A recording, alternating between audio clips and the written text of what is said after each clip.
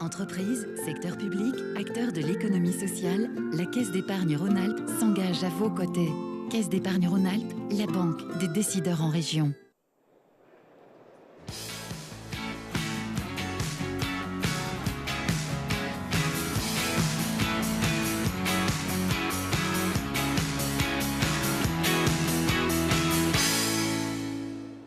Innovation et économie, quelle montagne pour demain? Bienvenue dans cette émission spéciale enregistrée à l'occasion du salon Mountain Planet ici à Grenoble Alpes Expo.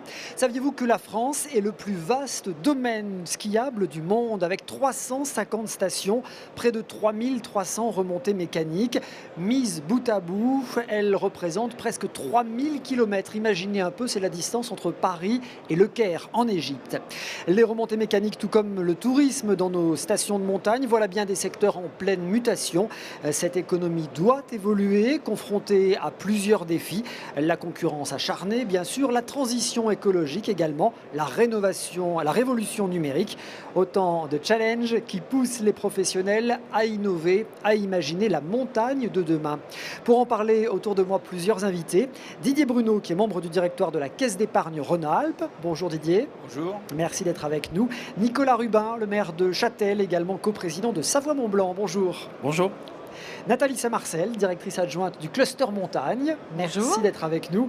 Et Thomas Vinard, cofondateur d'une start-up près de Grenoble, Alpinovix. Bonjour. Bonjour Christophe. Merci à tous les quatre d'avoir répondu à notre invitation. On va commencer avec vous, Didier Bruno. L'économie de montagne, je le disais, c'est un pilier important de l'activité dans notre région.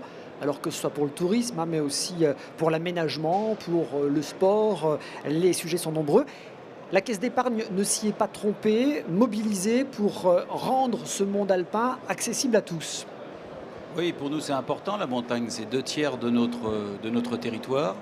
C'est un territoire d'excellence et quand on est une banque régionale qui collectons l'épargne des Rhône-Alpins, notre responsabilité, c'est de recycler une partie de cette épargne en finançant le développement, l'embellissement de la montagne. Donc effectivement, dans nos différentes actions, il y a une partie bien sûr business. Nous aidons les agents économiques de la montagne à se développer. Et puis il y a aussi une partie, on va dire, partenariat, une partie mécénat, où effectivement l'accessibilité et la démocratisation de la montagne est au cœur de notre action, parce que c'est un petit peu les valeurs de la Caisse d'épargne. Oui, puis c'est important finalement de former, d'inciter, de sensibiliser aujourd'hui ceux qui seront les utilisateurs, les usagers de la montagne demain. Oui, tout à fait. Le parcours montagne, il n'est pas très, très simple. Il y a une concurrence très forte sur les loisirs.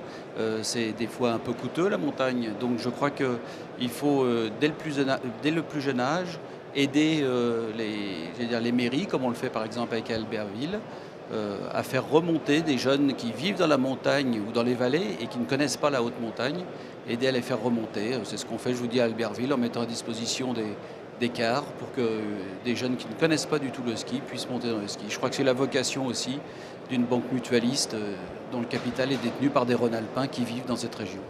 Alors ça, c'est effectivement des premières vocations. Et puis vous le disiez, la seconde vocation, c'est aussi d'aider les acteurs de cette montagne. Ils sont nombreux, divers, il faut bien les connaître. Alors bien sûr, il faut bien les connaître. Et puis, je crois que ces acteurs-là, il faut créer des espaces de rencontre. Et moi, je crois beaucoup que la banque de demain, ce sera vraiment presque une place de marché. C'est l'institution qui est au cœur d'un écosystème et qui fait dialoguer les différents agents économiques. Il y a des promoteurs immobiliers, il y a des commerçants, il y a des sociétés de remontée mécanique, il y a des équipementiers, il y a bien sûr des collectivités locales. Et la vocation d'une banque en tant que tiers de confiance, c'est de faire dialoguer tous ces écosystèmes. Et c'est ce qu'on essaye de faire avec notamment une agence montagne qui est dirigée par un homme, Laurent Micol, qui doit être derrière moi, et qui a pour vocation de fédérer tous les spécialistes des différents marchés, professionnels, immobiliers, collectivités, autour des problématiques de station. Comme ça, j'allais dire, la station a un interlocuteur unique pour adresser les problématiques de développement.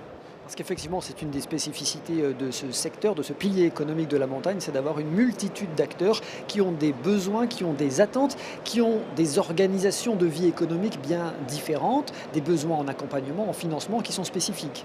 Oui, mais en même temps, ils sont tous liés. Ils sont tous liés parce que quand on finance une collectivité locale, on finance aussi, la station. Quand on finance l'immobilier, quand on s'investit dans la transition des lits froids vers les lits chauds, indirectement, on sert les sociétés de remontée mécanique, indirectement, ça sert les commerçants. Donc je crois que tout est véritablement lié et une banque a ce rôle, a cette vocation de mettre en relation les acteurs. Alors effectivement, vous évoquez, et j'en parlais aussi tout à l'heure en introduction, les différentes mutations qui s'imposent aux professionnels de la montagne. Nicolas Rubin, vous êtes le maire de Châtel, coprésident de Savoie-Mont-Blanc. Bon, on va dire un mot de Châtel, station de Haute-Savoie, hein, à la limite avec la Suisse. Là, hein, on est dans le Val d'Abondance. Voilà, tout à fait, dans le Val d'Abondance, au-dessus du lac Léman.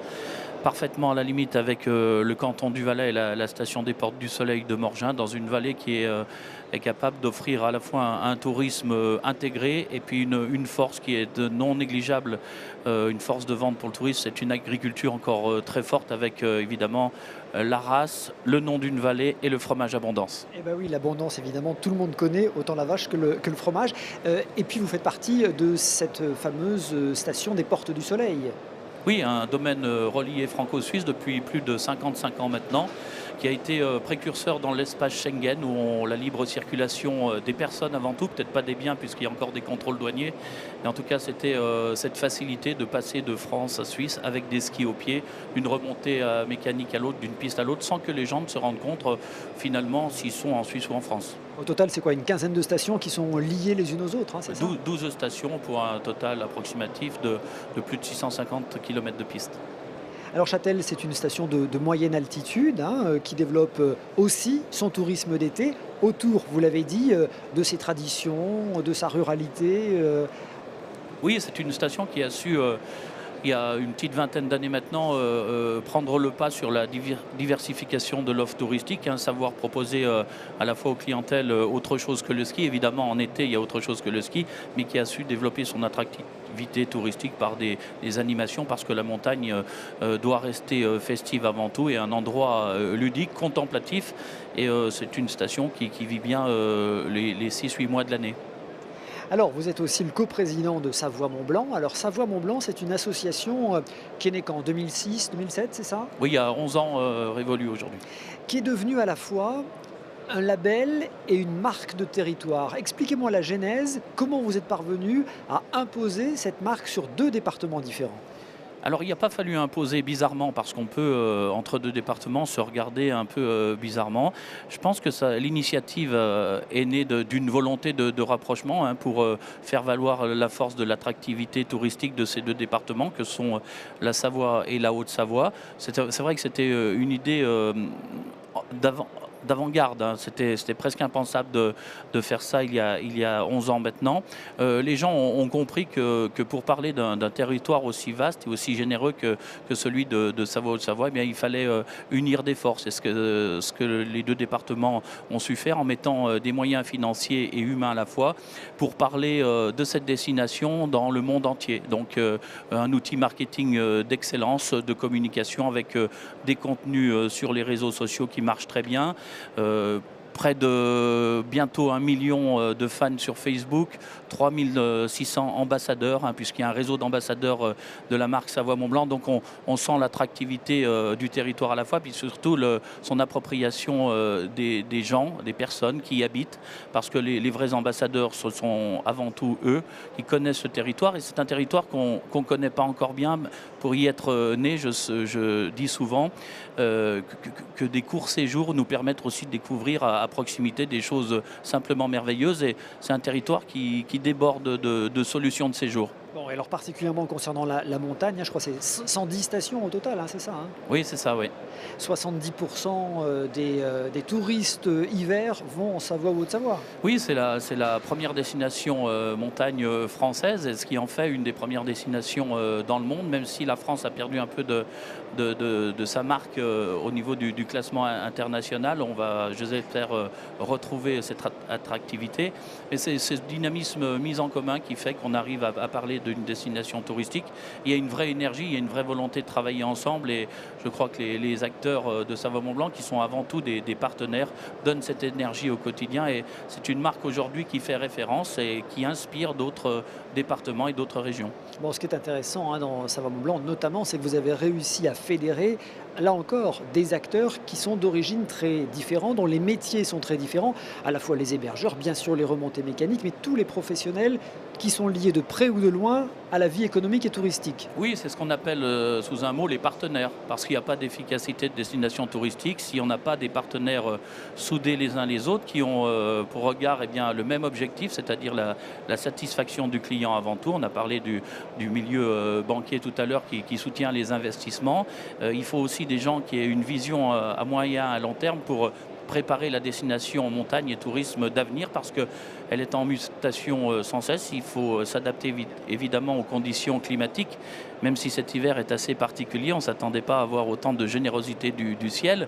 Toutes les stations sont armées en neige de culture. Elles continuent de le faire pour la garantie neige que l'on doit à nos clients. En tout cas, le ciel a été particulièrement généreux et il a satisfait l'ensemble des partenaires. Alors Didier Bruno, on évoquait à l'instant l'importance de marquer un territoire pour pouvoir le promouvoir, notamment à l'étranger. Alors là, c'est particulièrement intelligent parce que Savoie-Mont-Blanc, c'est parfaitement marqué et tous les Européens connaissent le Mont-Blanc. La difficulté, on le voit bien aussi, c'est de répondre à une concurrence, notamment internationale, qui est de plus en plus importante, de plus en plus forte. Oui, il y a une concurrence importante et je crois qu'une des clés de résolution de ce problème passera justement par ces fameuses innovations qu'il nous conviendra tous ensemble de mettre en place pour quelque part simplifier le parcours du client, le parcours du touriste qui veut monter en montagne, qui veut passer ses vacances en montagne, lui simplifier, lui fluidifier la vie. Ça, je crois que c'est très important et dans la compétition actuelle, ce sera un atout. On arrive tous ensemble à, j'allais dire, rendre très opérationnel toutes les innovations que nous avons en tête et toutes les réflexions sur lesquelles nous travaillons, mais toujours autour du client. Alors les innovations, c'est le métier de Nathalie Saint-Marcel, la directrice adjointe du Cluster Montagne. Le Cluster Montagne, c'est une association qui regroupe environ 200 adhérents et qui précisément est là pour aider les entreprises à innover et à les aider notamment dans leur parcours d'innovation. Oui, absolument. En complément de ce qui vient d'être évoqué, l'attractivité des destinations touristiques françaises, elle passe entre autres par l'offre, la qualité de l'offre, la diversité de l'offre, une offre technologique, mais pas uniquement. Et le métier du Cluster Montagne, qui est une association qui réunit en son sein à la fois des entreprises, des institutions et des établissements de formation et de recherche, c'est de tirer globalement la filière vers le haut pour être compétitif, pour rendre nos destinations les plus performantes et les plus attractives à travers l'innovation au sein des entreprises. Alors, dans votre vitrine des innovations, qui est bien fournie, on voit quand même que ces innovations, elles concernent toutes les activités, d'abord le grand public et les très professionnels.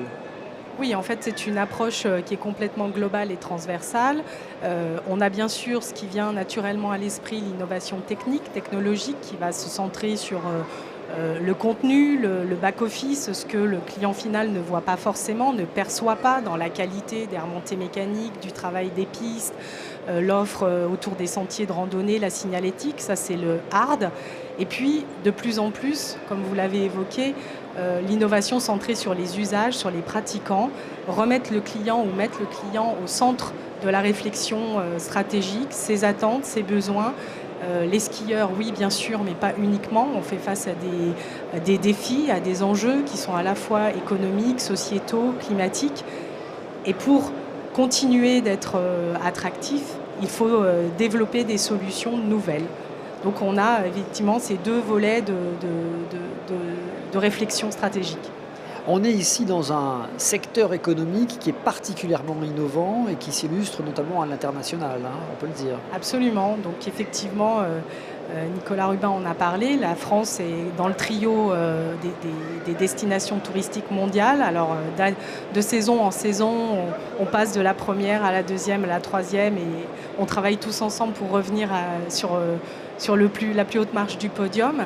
Mais nous menons également, en complément de ce travail sur la qualité des aménagements et des solutions techniques, on est là aussi, Cluster Montagne, pour promouvoir le savoir-faire français en matière d'aménagement touristique de la montagne à l'international. La France est connue, réputée pour son histoire, son expertise, son expérience, avec ses multiples destinations touristiques. Et nous travaillons toute l'année pour accueillir sur nos destinations, Savoie-Mont-Blanc et ensemble des massifs français, faire visiter, faire découvrir les différentes solutions techniques et aussi accompagner dans les pays de montagne du monde, et ils sont nombreux. Et le salon Mountain Planet est le parfait événement c'est le point d'orgue de tout ce travail. Et nous accueillons depuis 2 jours en station et depuis ce matin sur le salon 24 pays. Un peu plus de 180 décideurs internationaux qui sont là au plus près des savoir-faire français. Et on voit bien ici, en parcourant les allées de ce salon Mountain Planet, le poids de cette filière économique. Alors, exemple très concret de cette innovation dont vous parliez, alors une innovation destinée aux professionnels des remontées mécaniques en particulier, un enneigeur qui fonctionne, et c'est une première, même quand les températures sont positives. Thomas Vinard, vous avez cofondé Alpinovix avec 2 associés. Vous avez créé cette start-up qui est basée à côté de Grenoble, à Veurey. Vous avez mis au point ce procédé, alors moi je vais simplifier, vous allez m'expliquer techniquement, qui à la fois allie l'évaporation et la condensation, mais sous vide, ce qui permet de faire de la glace finalement, même par des températures positives. C'est ça ? C'est bien vulgarisé. Il s'agit de réaliser à la fois une évaporation et une condensation sous vide, et la finalité de tout ça est d'avoir une facture énergétique qui est abaissée d'un facteur 6 voire 8 en fonction de la technologie avec laquelle on se compare. Alors, le gros avantage, je le disais, c'est de produire de la neige même quand les températures extérieures sont positives. Ce qui est aujourd'hui est une contrainte, une contrainte terrible pour les stations. On s'est fixé 2 objectifs au départ de l'aventure. La première était d'affranchir l'opérateur des remontées mécaniques du paramètre météorologique et lui laisser la possibilité d'être plus flexible dans son exploitation et de produire de la neige par tout temps et d'être un peu plus flexible donc sur son exploitation. Alors, Le deuxième axe, c'était de le faire, mais pas à n'importe quel prix. Donc le deuxième axe de recherche a été de diminuer la facture électrique et la consommation en eau. Voilà, parce qu'il s'agit évidemment de faire, et c'est un des défis que doivent relever les professionnels de la montagne, et en particulier les remontées mécaniques, c'est d'être énergétiquement vertueux. Et c'était le deuxième enjeu aussi pour vous en termes de création de produits. Absolument. On est tous convaincus de la nécessité de la neige de culture en appoint d'enneigement pour sauver une partie des économies alpines. C'est devenu une nécessité, mais ne pas le faire à n'importe quel prix. Donc on a planché sur cette problématique et on a trouvé une solution raisonnée et raisonnable. Et on est en cours de démonstration des prototypes et on espère un déploiement commercial à la fin de l'année. Voilà, j'allais vous demander où en est du coup la phase de vie de votre entreprise. Je sais que vous avez fait une levée de fonds importante il y a 1 an, que d'autres levées de fonds arriveront sans doute pour financer également l'industrialisation et la commercialisation. Quel est l'accueil des stations ? Là, vous êtes testé déjà dans certaines stations iséroises ? On a actuellement un programme de démonstration avec 3 stations partenaires, Ozvojany, Champs-Rousse et Villard-de-Lans. On a actuellement un prototype qui est en exploitation à Villard-de-Lans et qui produit de la neige présentement, à l'heure à laquelle je vous parle, avec des performances énergétiques qui sont au rendez-vous. Donc je vous invite tous à venir à Villard-de-Lans cette semaine et la semaine prochaine. Et le prototype après part dans les 2 autres stations partenaires. Pour voir comment ça fonctionne très concrètement. Bon, et puis on peut aussi dire que votre dispositif il est déclinable dans d'autres activités possibles, notamment la climatisation. L'attractivité de ce process est maximum sur la climatisation. On a estimé qu'il était un petit peu présomptueux d'attaquer directement ce gros marché et il nous semblait plus raisonnable, compte tenu d'un contexte très favorable, d'aller sur le marché de la neige dans un premier temps pour acquérir nos lettres de noblesse, nos marques de succès qui nous permettront ensuite de valoriser cette licence sur le marché de la climatisation. Alpinovix, voilà le nom de cette révolution. On parlait de mutation écologique, le développement durable, on le sait, c'est un impératif. Nicolas Rubin, les stations sont face à ce défi majeur. Oui, elles sont face à ce défi majeur qui s'est réveillé avec l'actualité ici et là. Elles sont très soucieuses d'aménager les domaines skiables en étant très respectueuses de l'environnement, puisque l'environnement est notre fonds de commerce, hein, et on parle des 2 saisons, été et hiver. On tire aussi vers un tourisme 4 saisons. L'Association des maires de stations de montagne a lancé un label CIM durable, hein, pour saluer toutes les énergies, avec Flocon Vert aussi qui est très existant sur les destinations, pour saluer les initiatives qui sont prises en ce sens, pour évidemment préserver cette nature qui est notre fonds de commerce, celle dans laquelle on habite tous les jours. Donc hors de question de l'abîmer. On est plutôt là pour l'aménager avec une réflexion qui s'oriente de plus en plus vers la protection de l'environnement, on en est tous conscients. On pourrait également parler d'une autre révolution, d'un autre défi pour les stations, c'est l'ère du numérique. Le client va attendre des stations connectées. Il attend déjà, hein, les stations qui n'offrent pas du Wi-Fi sur les domaines skiables. On a expérimenté ceci dans les portes du Soleil, hein, on diffuse le Wi-Fi sur le domaine skiable parce que le client est avant tout quelqu'un qui prend des vacances pour être à la fois tranquille, mais pour ne pas perdre le contact avec son entreprise. Très rares sont ceux qui déconnectent pendant leurs vacances du travail. Il leur faut les moyens de communiquer vite, de regarder vite leurs messages, d'y répondre tout aussi vite. Et une station qui n'est pas un minimum connectée aujourd'hui est déjà larguée, si on peut employer ce terme. Et je serais tenté de dire que cette prise de conscience est quasi générale. Il faut maintenant passer la vitesse supérieure parce que dans l'aide à la décision d'un séjour, il y a la garantie neige, c'est ça qu'on doit offrir à nos clients, mais il y a surtout tout ce qui est les aspects connectés pour que les gens ne perdent pas contact avec leur vie quotidienne. Didier Bruno, pour conclure, le défi est important quand même pour ces stations. On voit bien, hein, une concurrence de plus en plus importante, des clients qui sont de plus en plus exigeants, le défi écologique qui s'impose à tous. Cette mutation dont je parlais en introduction, on voit qu'elle oblige à travailler sur tous les tableaux. Oui, je pense qu'il faut travailler sur tous les tableaux. On parlait d'innovation et quand je regarde sur une échelle de temps, c'est-à-dire ce qu'on fait aujourd'hui et ce qu'on fera demain. Aujourd'hui, par exemple, avec d'autres banques, on a beaucoup innové sur la problématique des lits chauds et des lits froids. On a fait de l'innovation, on va dire de l'ingénierie financière, au travers de foncières, au travers d'autres produits qu'on est en train d'imaginer pour aller encore plus loin. Sur le plan des paiements, je pense qu'il y a quelques expérimentations dans des stations, mais on a encore beaucoup à faire pour simplifier le parcours du touriste, hein, qui arrive en station. Et donc là, on travaille beaucoup avec les fintech et avec les services internes des banques parce qu'on a des choses à proposer. Et puis, je pense qu'il y a un moment, et je l'espère très, très rapide, ce moment où il faudra qu'on se mette autour de la table parce que les stations ont des données, des datas. Elles ont besoin aussi de données et de data. Les commerçants ont besoin de data, les sociétés de remontée mécanique. Et nous, banques, on va en avoir beaucoup.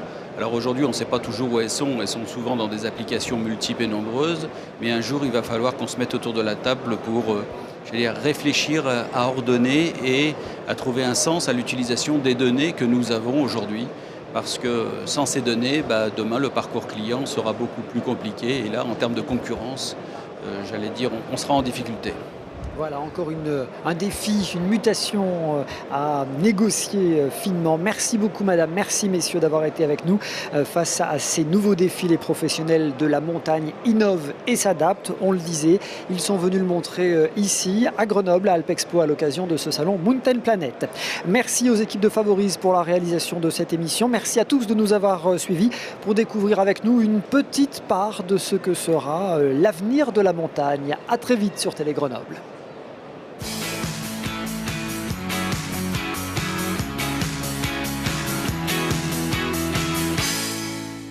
Entreprises, secteur public, acteurs de l'économie sociale, la Caisse d'épargne Rhône-Alpes s'engage à vos côtés.